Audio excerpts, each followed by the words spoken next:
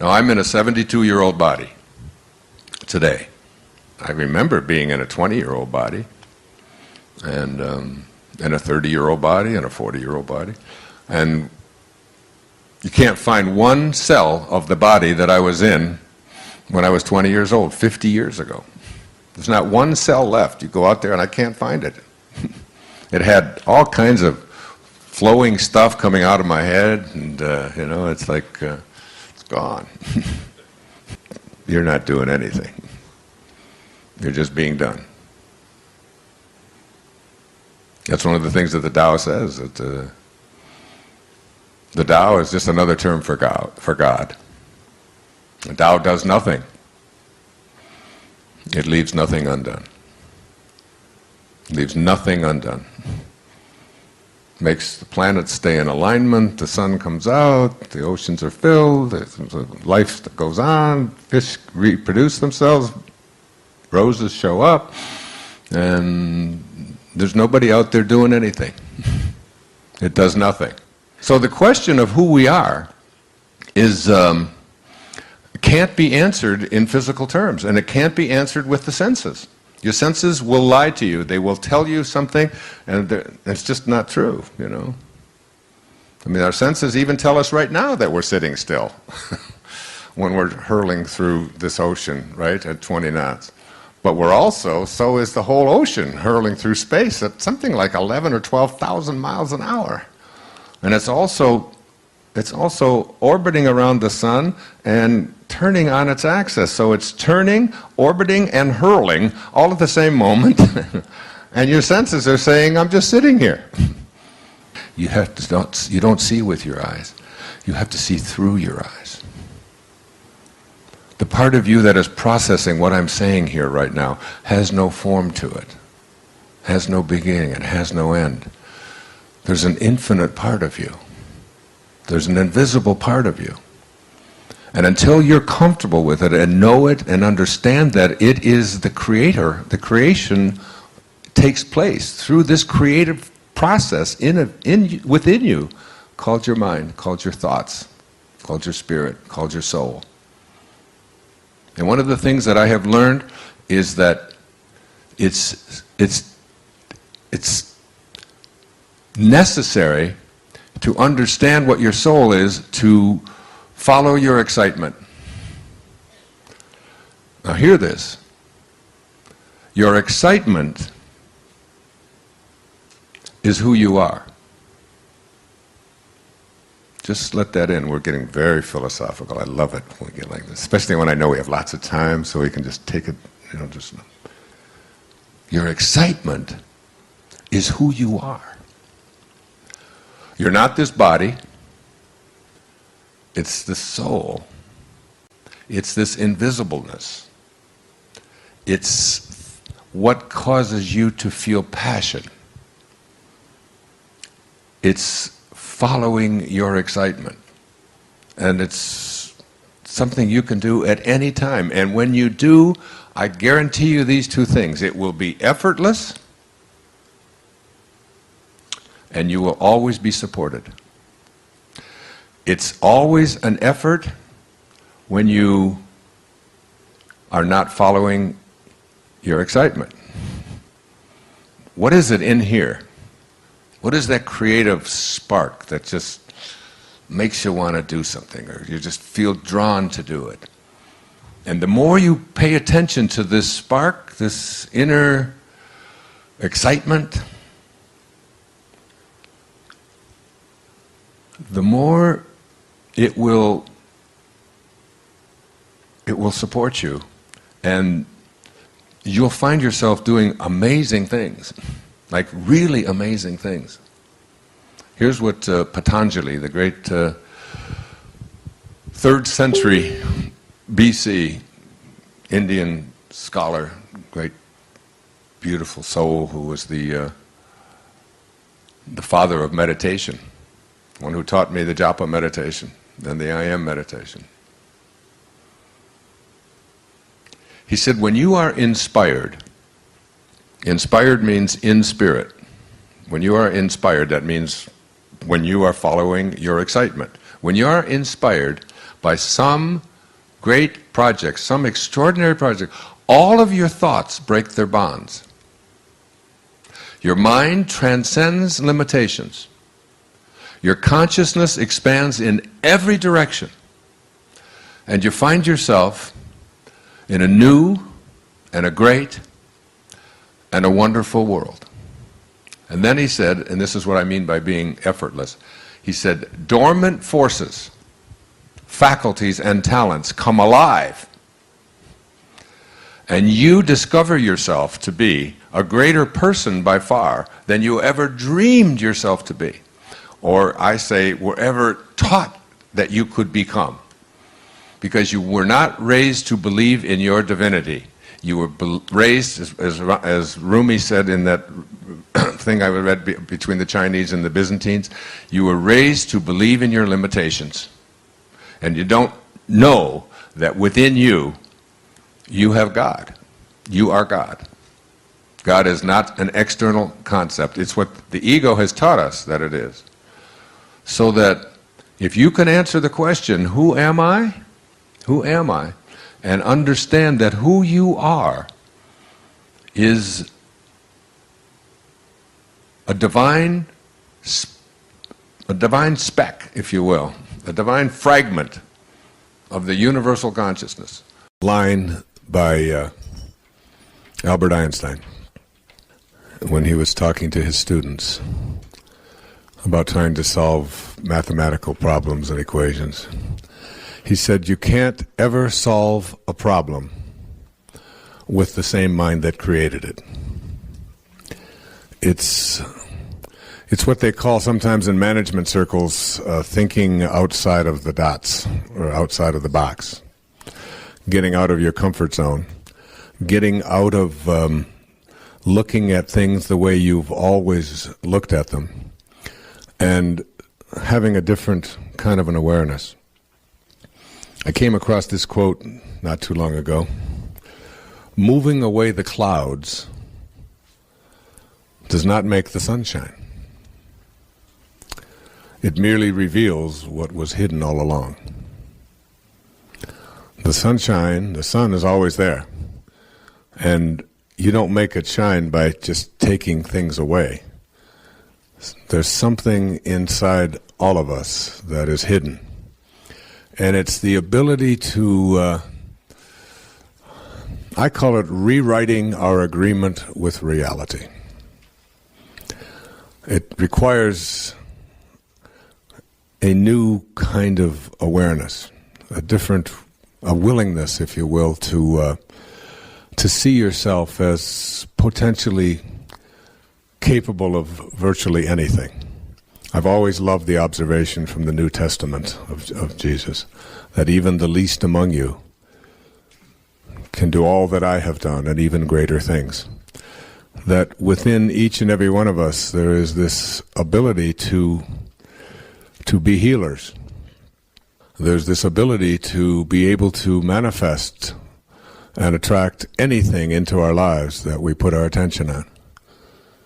There's this ability to live at such a high level of consciousness that we can transcend our bodies.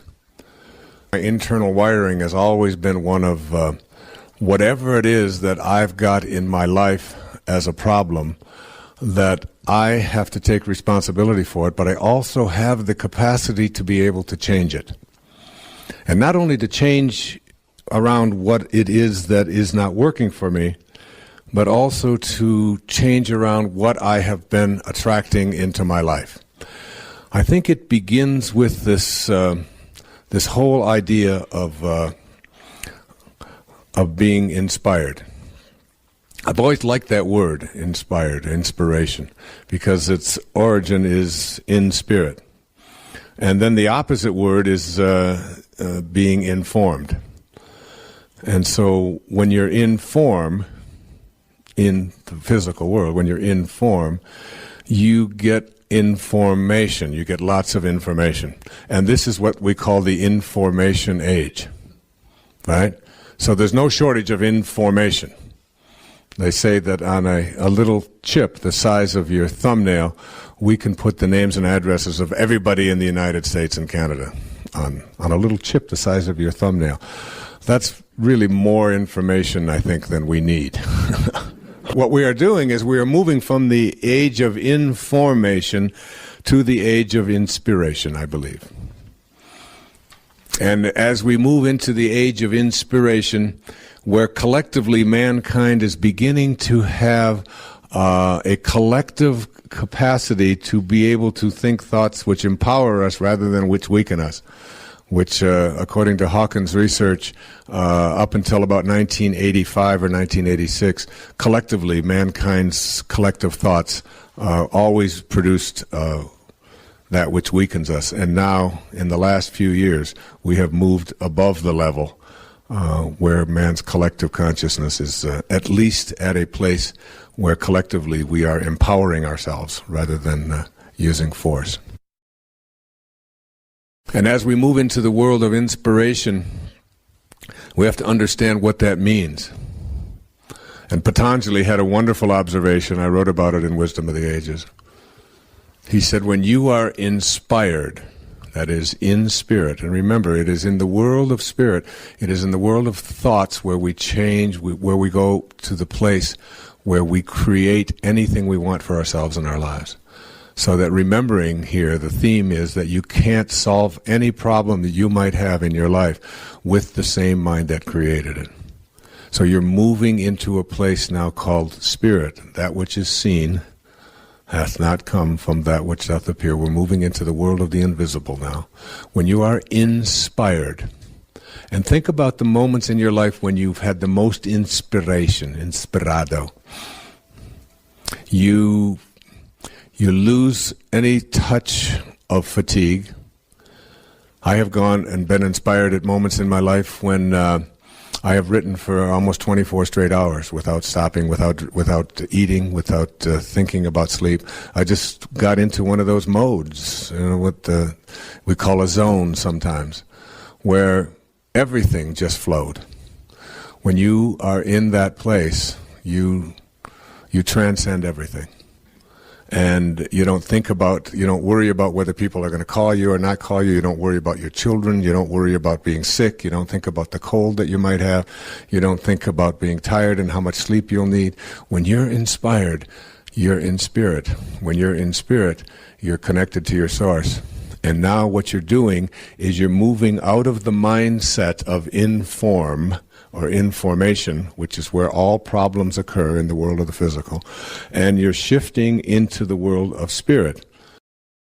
We all are nervous sometimes, and we're shy sometimes, and we're afraid sometimes, and we don't take risks sometimes, and we're fearful, and we have to be careful, and those are all, that's what it means to be human. And we try to get as many people as we can on our side. So if we can get ourselves lumped with the majority, then we can feel greater. But every great innovative idea that ever happened started with a minority, started with an individual thinking like that. Will Rogers said one time, if you find yourself on the side of the majority, you better reform. If you're thinking just like everybody else thinks, what have you got to offer? What is it that this unique thing, this unique human being that has never existed before, will never exist again, has never existed in this day as it exists, as you do in this day, just like every single day. Not only are you unique on this planet, but every day you're here, you're unique on this planet. Instead of that, we say, how can we get everybody to think like I do? Let's get into majority kind of thinking, you see. And that's like one of the first things to understand, that in order to be, Emerson said it, he talked about conformity, he said, to be a man you must therefore by nature be a nonconformist. And yet we have difficulty with non-conforming people, with people who have different ideas, with people who want to try something different, people who don't accept that we always have to be the way we've always been. We have quite a bit of difficulty with that. Most human beings use about 1/100th of their potential within their brains that it's capable of using. And every time we see somebody who is able to do things that seem so phenomenal, instantly we say, well, that's a weird person, or that's a freak, they must be faking it, or whatever. When there are places in the world where people don't even think pain, they don't even have words. There are some cultures, particularly in Eastern philosophies, where pain itself is not even a part of their vocabulary. They don't even invent words for that because they train themselves not to think in ways that are going to be immobilizing and depressing and so on. And I would work on this when I was working with people early in my career. And one of the greatest things that you can learn in your life is the understanding that as you go through your life, even the people who love you the most are not going to approve of you half of the time. Somebody says, "You're a nerd." Terrible thing. I mean, one of the things you have a choice. You say, "Oh my God, they know." They've discovered it already. And you act like a neurotic. You have that choice. You have other choices as well. The choice to ignore that. The choice to say that's somebody else's opinion. If somebody says to me, "Wayne Dyer, I don't like your books." Well, I expect that when you say something in public, when you talk to a lot of people, when you write something, that there are going to be a lot of people who aren't going to like what you say. One of the highest levels, one of the highest places you can get to in your life is a place called being independent of the good opinion of other people, not necessarily needing everyone to approve of you all of the time. And we ought to have a lot of people out there who understand that, so that when they go through their lives and they run into disapproval, that instead of becoming depressed about that, that you understand that that's a condition. That's what it means to be a human being. I'm saying don't become immobilized ever by what anybody else thinks of you. And when you do, understand that all you are doing is saying your opinion of me is more important than my own opinion of myself. Every time you're down. Every time you're down. That you are making other people's opinions of you more important. Now, a great misinterpretation there is that somehow this is a selfish philosophy. Believe me, there's nothing selfish in that. One of the simplest learnings that all children seem to understand, the very simple understanding that you can't give away what you don't have. You can't give away what you don't have, obviously. You can't give away $100 if you don't have it. You can't give away love for others if you don't have it for yourself. You can't give away success if you don't have it for yourself. You can't love another human being at all if you don't love yourself first.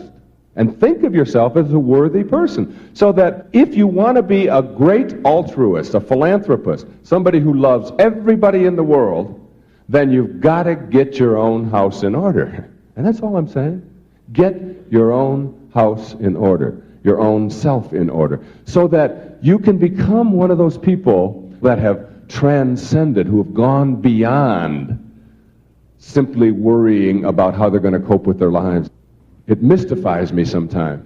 We all have this little child within us, and all little children know how to be happy. All little children know how to be self-actualized, fully functioning, creatively alive. They know how to enjoy their lives. And then somehow they lose it, somewhere along the way. And as we get to be adults, we forget what we had. It's the whole theory of whether a glass is half full or half empty. I mean, it's always half full to me. Always half full. If you believe that it's half empty, it's the same thing as saying people are basically evil. And that's a basis for a big theory in psychology. That's what psychoanalytic theory is really basically all about, is that each one of us have an id somewhere within us, and that's an untamed monster. That's something that we have to watch out for, and it will capture us, and it'll destroy us, and it's that all of us have this evil creature residing within us. I can't buy that. I just can't buy that. I look at little children and the way they are, I don't see it. I refuse to think that, even though I know that there are people who behave in evil ways. I believe basically that within each one of us is a reservoir of love and beauty and appreciation and so on, and that we've often lost it in the name of trying to get ahead of the other guy or trying to be successful or whatever. People who know how to enjoy their lives are never a burden to anybody else. They just want to be left alone. Just quit bugging me. Don't always be looking over your shoulder. Don't be monitoring everything that I do. Stop telling me how to live. Stop telling me what to do. Stop trying to live your life through me. Highly functioning people know how to live their lives, and they're never a burden to anybody. You are a piece of God. You are a living, breathing creation that emanated from the universal mind of the all-creating source. You and God are the same thing. Very simply put, when you love and trust yourself, you're loving and trusting the wisdom that created you. And when you fail to love and trust yourself, you're denying that infinite wisdom in favor of your own ego. It's important here to remember that at every single moment of your life, you have the choice to either be a host to God or a hostage to your ego. So here's the question, host or hostage? Your ego's belief that you're separate from everyone, separate from what's missing in your life, and most egregiously, separate from God, further hampers your ability to live up to the intention of respecting yourself. Ego's idea of separation fosters your feelings of being in competition with everyone and evaluating your worth based on how frequently you emerge as a winner. As a hostage to your ego, self-respect is unavailable because you feel judged for your failures. It's out of this bleak picture produced by the negative ego that self-rejection emerges. It captures you and makes a hostage of you, never allowing you to play host to that from which you originated. Being a host to God means always seeing your authentic connection to your source. It's knowing that it's impossible for you to ever be disconnected from the source from which you came. Personally, I thoroughly enjoy being a host to God. As I write here every single morning, as I sit here in the studio reading these words, I feel that I'm receiving words and ideas from the power of intention, which allows me to bring these words to this page and to this recording. I trust in this source to provide me with the words. Therefore, I'm trusting in the source that brought me into this physical world. I'm eternally connected to this source. This awareness simply doesn't include a lack of respect for intending this book or this recording into form. The conclusion I've come to is that I'm worthy of my intention to write a book and to create this recording. In other words, I respect the piece of God that I am. I tap into the power of intention, and my feeling of respect for it enhances my respect for myself. So by loving and respecting yourself, you're hosting God and inviting the energy of creation to your consciousness, to your daily life, as you connect to the power of intention. Let's look at the energy of intention and your self-respect. If you don't believe that you're worthy of fulfilling your intentions for health, wealth, or loving relationships, then you're creating an obstacle that will inhibit the flow of creative energy into your daily life. Recall that everything in the universe is energy, which moves at various frequencies. The higher the frequency, the closer you are to spiritual energy. In the lower frequencies, you find shortages and problems. Intention itself is a unified energy field which intends everything into existence. This field is home to the laws of nature and is the inner domain of every human being. This is the field of all possibilities, and it's yours, just by virtue of your existence. Having a belief system that denies your connection to intention is the only way you're unable to access the power of intention from the infinite field. If you're convinced that you're unworthy of enjoying the field of all possibilities, then you'll radiate this very kind of low energy. This will, in fact, become your attracted energy pattern, and you'll send messages to the universe that you're unworthy of receiving the unlimited abundance of the originating spirit. Soon you'll act on this inner conviction of self-disrespect. The antidote to this dreary picture is to make an internal commitment to respect yourself and to feel worthy of all that the universe has to offer. If anyone is entitled to success and happiness, everyone is, because everyone is always connected to intention. Simply put, disrespecting yourself is not only disrespecting one of God's greatest creation, it's disrespecting God. When you disrespect your source, you say no to it, and you turn away from the power of intention. This stops the flow of energy that allows you to put your individual unbending intent into practice. All of the positive thinking in the world will do you absolutely no good if those thoughts don't emanate from respect for your connection to intention. The source of your thoughts must be celebrated and loved. And this means having the self-respect that's in harmony with the omniscient source of intelligence. What's the source of your thoughts? Your beingness. Your beingness is the place from which your thoughts and actions come. When you disrespect your being, you set into motion a chain reaction culminating in unfulfilled intentions. What you think of yourself is what you think of the world. How do you see the world you live in? What do you think people in general are really like? Do you believe that evil is triumphing over good? Is the world filled with egocentric, selfish people? Can the little guy ever get ahead? Are government entities and all their representatives corrupt and untrustworthy? Is life unfair? Is it impossible to get ahead if you don't have connections? When you have a gloomy picture of what the world looks like, you're unreceptive to the potential assistance that's there to help you with your own individual intentions. Why would others want to come to your aid when you view them as contemptible? Why would the universal force be attracted to that which repels it? How could a world that's so corrupt ever be of assistance to someone who has noble intentions? The answer to these questions are obvious.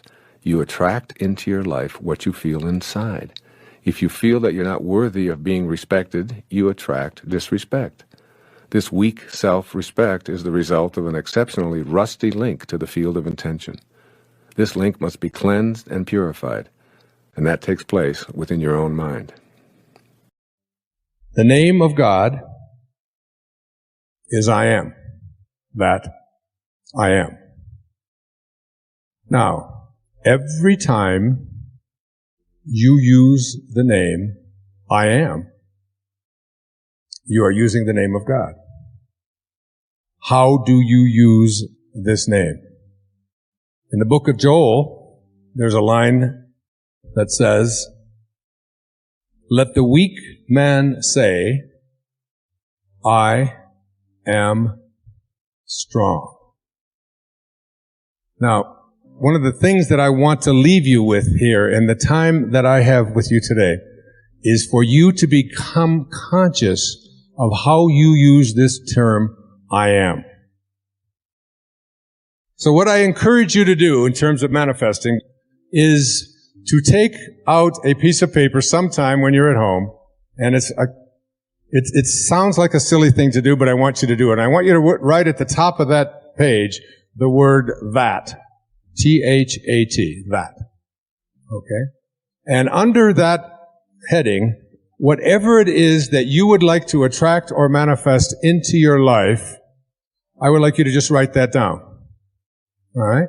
So if it's a job that you want, if it's a relationship that you want, if it's a healing that you want, if it's abundance that you want to attract into your life, whatever it is, just place it underneath that.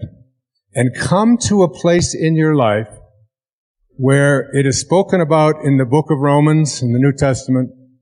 He calls those things which do not exist as though they did. You must be able to get to this place in your life where you don't use the evidence of your senses, what your eyes tell you, what your ears tell you, what your stomach tells you, what you see written down, what the internet tells you. You want to be able to be in a place where you are living from the end as if what you would like to manifest is already there. To make a future dream, a present fact, you must assume the feeling of that wish as already being fulfilled.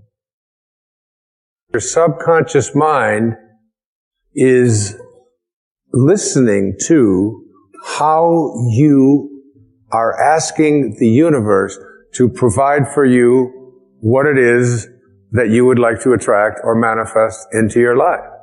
And if you fill your subconscious mind with all of the things that you don't want, that you don't like, that make you unhappy, that make you depressed, that make you worry, then your subconscious mind, which is impersonal, and remember, it can't make a distinction between what it is that you are feeling as a result of what you place into your mind or what is actually happening in your life.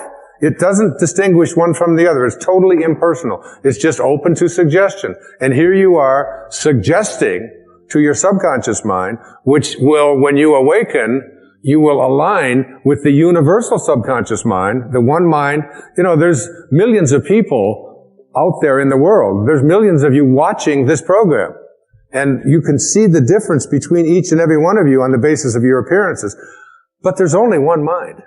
That's what the great spiritual texts all teach us. So now, if you program your subconscious mind to tell yourself, to go over all the things you don't want, all the things you don't like, all the things that shouldn't have happened, all the ways that you were mistreated, all about how terrible the economy is. And, we live in a fear-based world.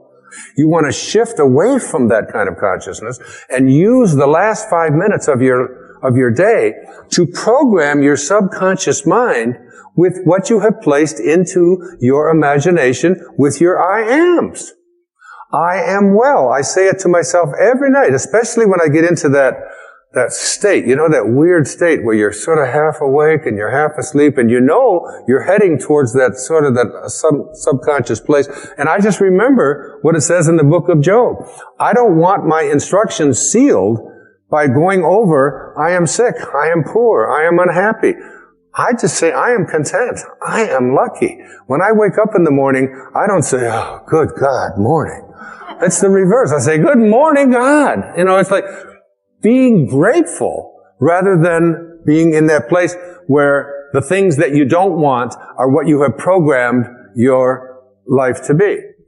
I always think of this as, like you have a currency. And if I were to give you currency to go out and purchase what you want, and every place you went, you took this currency that you have to purchase what you want, and you purchase what you don't want, and then when you get home and you wonder why your house and your life is filled with everything that you don't want, it's because you're insane. That's just insanity. It is. I mean, why would you take the currency that you have to buy what you do, that's there for what you do want, and spend it on what you don't want? Well, the currency that you have for attracting into your life what you would like to have are your thoughts and your imagination and your I ams, your God consciousness.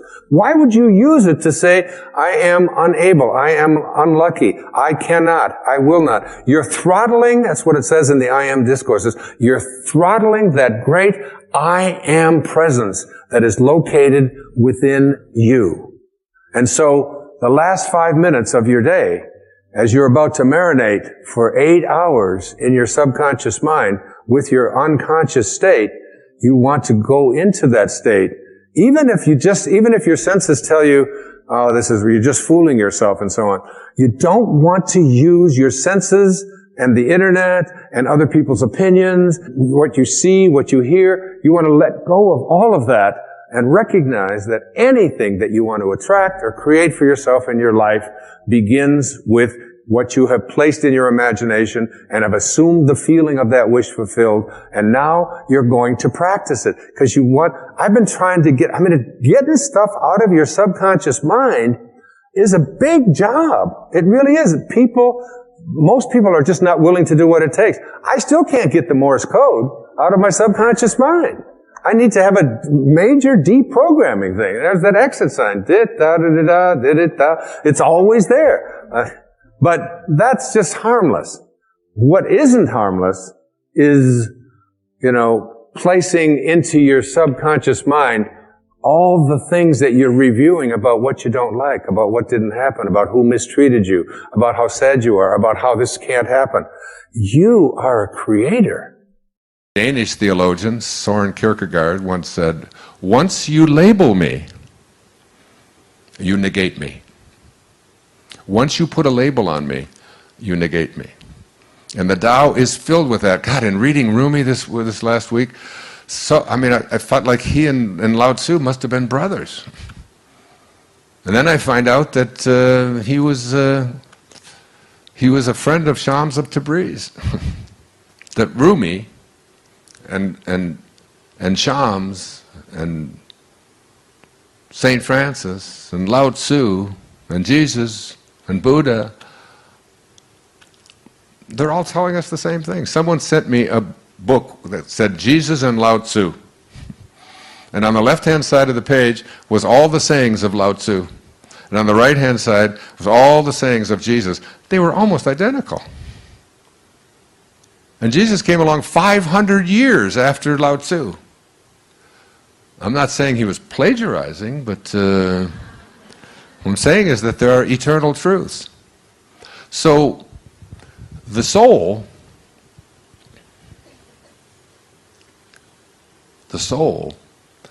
the invisible part of you, is the part of you that is infinite. Now, this is really the crux of what came up here to speak about this afternoon. The invisible part of you, the part of you that's watching, the part of you that is not what you have and what you do and what other people think of you, that's the ego. Remember, the ego is edging God out, E-G-O, edging God out. In the first 9 months of your life, while you were inside your mother's womb, there was nothing for you to do. There was nothing for your mother to do. Something was taking care of everything. You didn't have to say, oh my God, I hope my nose doesn't come in over here in the back of my head, and I hope, it's like it was all just being taken for you, just being done. Everything. And then you came into this world, popped out, then your parents said, great work, God. We'll take over from here. And in the process of taking over, they taught you your false self and the culture that you were immersed in. And only a handful of us, wow, I didn't even know I included myself in there, but I guess by now I'm starting to. Only a handful have ever really grasped the message that there are no limitations. That which is infinite has no limitations. So hear this, really hear this. Your soul, the invisible part of you, your excitement, is who you are. It's who you are, not this thing, this dust, who you are.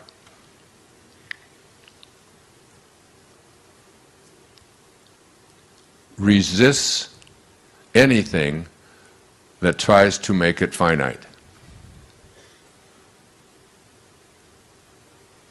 What does finite mean? It means it stops someplace. It's finite. This microphone starts here and it ends here. It's like it's finite. This big boat that we're on is finite. The clothes that you wear, the body that you have, it's finite. It begins and it ends. It's finite. The part inside of you that is just occupying this finiteness is infinite. And what does infinite mean? Infinite mean? It means it doesn't stop anyplace. As soon as you stop at some place, it's finite. How are you going to stop your excitement? How are you going to say there, that's it, it doesn't exist anymore? Can't turn it off. It's who you are. And your soul, this is what I wrote. The ideal of the soul, the thing that it asks for, is neither knowledge or light or happiness. The ideal of the soul is space, immensity. The one thing it needs is to be free to expand and to reach out and to embrace the infinite. The ideal of the soul is infinity, because that's what it is. It is miserable when it is circumscribed or restricted. Okay? Once you understand this, see, before I had children, I had 8 theories about how to raise children. Now I have 8 children, no theories. Okay? So, the one thing I've learned as a parent is that nobody likes being told what to do. Have you noticed that, parents? And if you're not parents, have you noticed how you react to your parents when they tell you what to do, or what to be, or how to think, or what you can do, or what you can't do? This is like a universal thing. I see heads nodding. Everybody knows that this is a universal thing, that the ideal of the soul is infinity, because it's your excitement. It can't stop any place. as soon as you try to put it into a box, as soon as you try to circumscribe it, as soon as you try to tell it what it is, your soul will cry out with, "Don't tell me what to do. Don't tell me what I can be. I don't want to hear it from you. I don't want to hear it from any books that you give me. I don't want to hear it from the church. I don't want to hear it from my culture. I don't want to hear it from," and this is true of everyone. Don't fence me in. But I mean, loving somebody really means, really loving somebody means, I love you so much that I allow you to be whatever you choose to be, no matter how much it conflicts what I think you should be or what I would like you to be. I love you for that. And I impose no restrictions, no conditions. I put no boxes that you're going to fit into. You are not an organism in an environment. You are an environed organism. One of the reasons the idea of being able to manifest is so foreign to most of us is because we have been brought up to believe that as individuals, we are separate from our environment. We think it is our role to dominate it. Armed with this kind of logic, we are diminished in our ability to sense our connection to the environment. This third principle of manifesting begins with the understanding that it is absolutely impossible to describe ourselves as separate from our environment. I am coining a new word for the purpose of articulating this principle. Consider yourself an environed organism. This word signifies that there is absolutely no difference between you and your environment. You are your environment, and even more significantly for the purposes of this tape, your environment is you. Try thinking of the external world, your environment, as your extended body. That is, you are not separate from the external world. In this concept, it is impossible to describe yourself without including your surroundings. In fact, it is not even possible to see or hear yourself as a separate entity apart from your environment. For example, describe yourself walking, just you walking. There cannot be walking without also describing what it is you are walking upon. Without the floor or the ground, there would only be your legs moving back and forth, and of course that's not walking. Your experience of walking also includes the air you are breathing, the gravity that keeps you from floating off into space, the pebbles or carpet or sand or cement that you walk upon.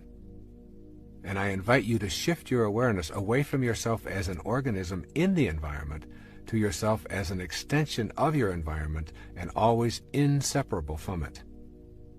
This means that you have to think of yourself as an individual and as an environment simultaneously. Have you ever seen a person with a front but without a back? Have you ever seen a person with an outside but without an inside? Well, these rhetorical questions are meant to stimulate you to consider how you can be differentiated and undifferentiated at the same time, and why this is important in learning to manifest your life as you choose. The nature of the physical world is essentially that of waves. Each wave of energy that makes up a physical mass has a crest or a peak and a nadir or a valley. These tops and bottoms of the waves are always easy to identify as separate, yet they are always together. You can never ever get a bucket full of peaks and observe them independent of their corresponding valleys. This is the fundamental feature of nature.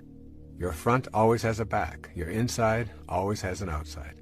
And now you must extend this understanding outward as well. You are distinct, just like the tops of the waves that make up your natural physical self, but you are irrevocably connected to the outer world, just as that bottom of the wave always has a top. When you begin to see this simple truth, mystical experiences of manifesting also open up to you as a genuine possibility. You see, you're either pushing nature around, or you're seeing it as yourself, one or the other. When we think of ourselves as distinct from our environment, we take on a posture of exercising control over it. We destroy forests and swamps and mountains and rivers and wildlife or anything else that obstructs profit and convenience, or for something we call advancing civilization. We defend these activities without understanding that we are also destroying ourselves. As we have seen, we cannot be described independent of our environment any more than our outside can be described without our inside. When we can respect that which appears to be external to us, we will build to live in harmony with, rather than in control over, our environment. In our personal lives, recognizing nature as ourselves opens up an entirely new world of manifestation. Your new faith will no longer permit you to see anything as separate. The separateness will always be there, just as the peak of the wave is separate from the trough. But they remain inseparable, even while separate. You will have fused the dichotomy that prevents you from putting this connective energy to work. You will begin to view yourself as an organic part of this world, rather than as a separate entity in this world. And then you'll see yourself as an organic part of this world. There's a popular belief that we come into this world. Thus, we are continuously embracing the idea that who we are and where we come from are two different worlds.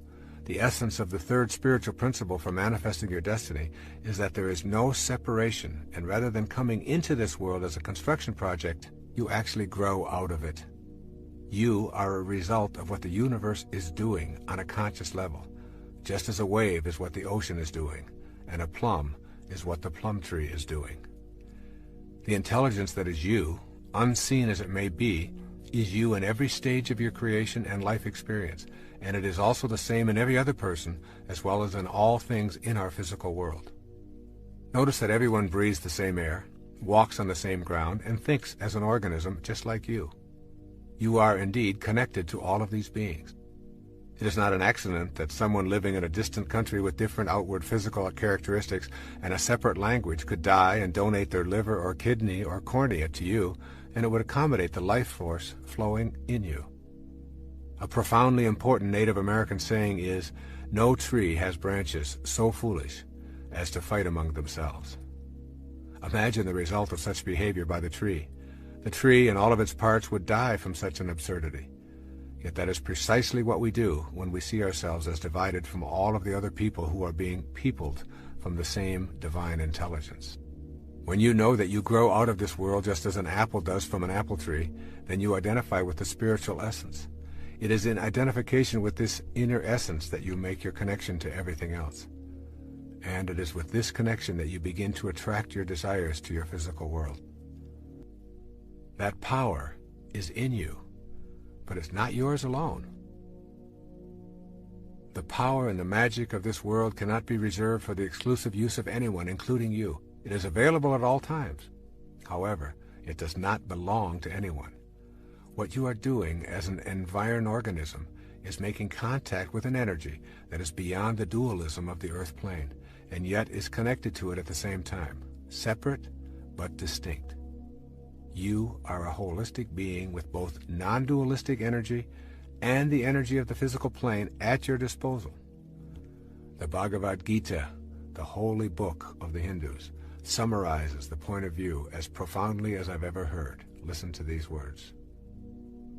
He who sees that the Lord of all is ever the same in all that is, immortal in the field of mortality, he sees the truth.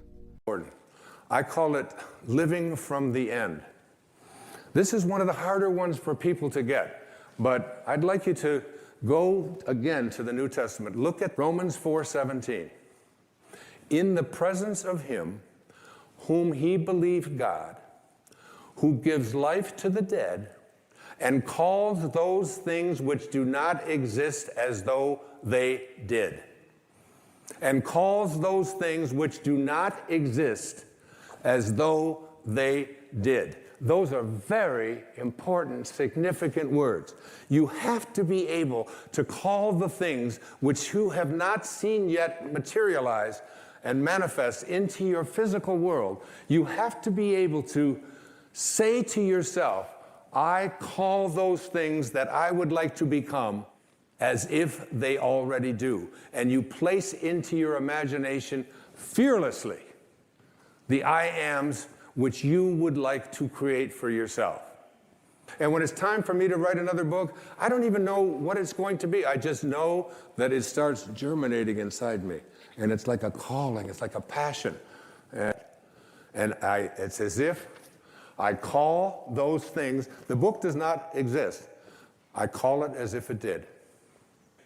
I have a wonderful quote by the man I've cited before. His name is Neville. And it goes like this. He says, disregard appearances, conditions. In fact, disregard all evidence of your senses. That is what your eyes and ears tell you. that deny the fulfillment of your desire, whatever it is you want to attract into your life. Disregard appearances, conditions, in fact, all evidence of your senses that deny the fulfillment of your desire.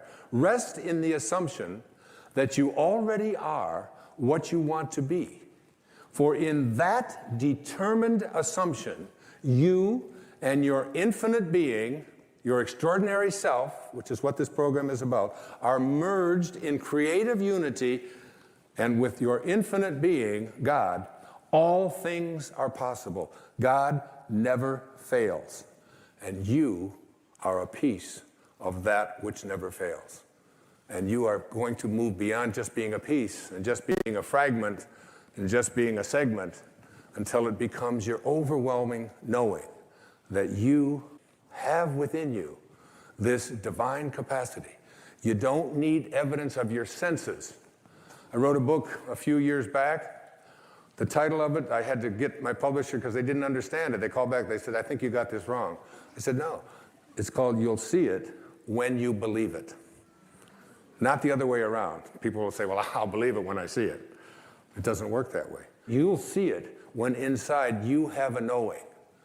And Neville also said, therefore, to incarnate a new and a greater value of yourself, you must assume that you already are what you want to be, and then live by faith in this assumption. Now, this flies in the face of so much of what you've been told, because you have a tendency to believe that what your eyes and ears tell you is reality. But this is what we know by our senses. Just this little tiny fragment. I can't even get, it's like a millionth of a millimeter. And all that is unknown is in the invisible, in the imagination. And most of our attention is focused on, this is my beliefs and my disbeliefs about what is possible and what isn't possible are here. And it's an endless universe.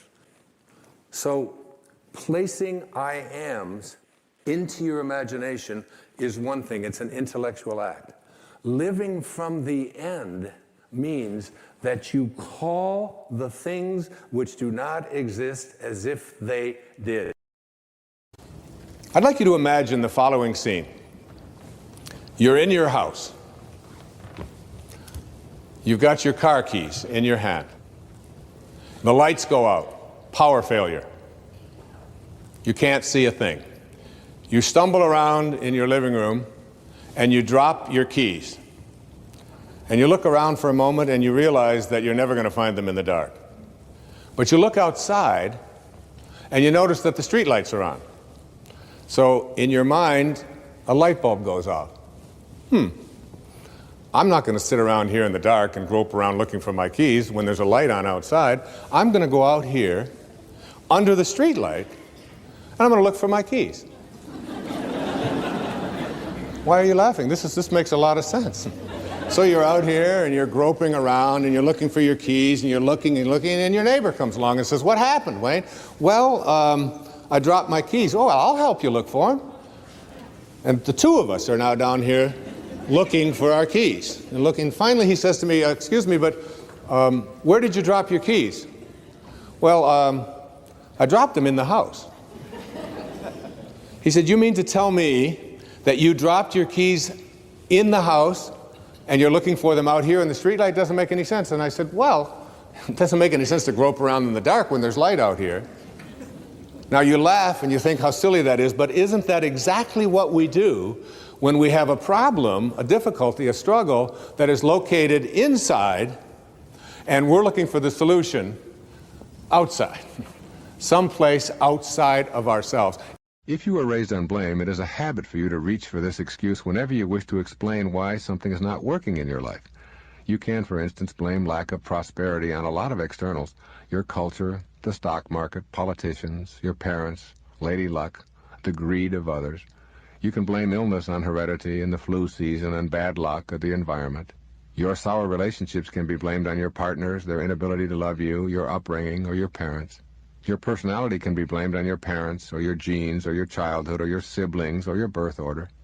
And your physical appearance can be the fault of genetics, the food manufacturers, advertisers, or the polluted environment. This is potentially an endless list. The alternative to blame is self-responsibility, becoming an inner-directed person. You may not have been taught to consider taking responsibility for the events of your life. But if you are unwilling to discontinue the blame game, you will be unable to initiate your sacred quest. When you are inclined to think that someone else is responsible for your circumstances, take an instant to say a prayer of thanks for the lesson. The lesson is to become aware that you are the one who is experiencing the feeling. You can do this the instant that you recognize yourself playing the blame game. Feel thankful toward those you've let anger you. Give inner thanks for the reminder that the feeling you are experiencing is inside you, not outside you. Say to yourself, I do not want to be right. I want to know the truth. I want my higher self to rule. No one is to blame for how I am feeling. It is my feeling, and I respect that.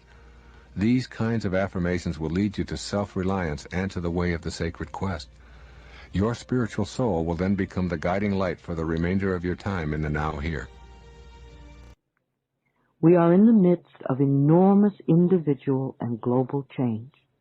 I believe that all of us who are living at this time chose to be here, to be a part of these changes, to bring about change, and to transform the world from the old way of life to a more loving and peaceful existence.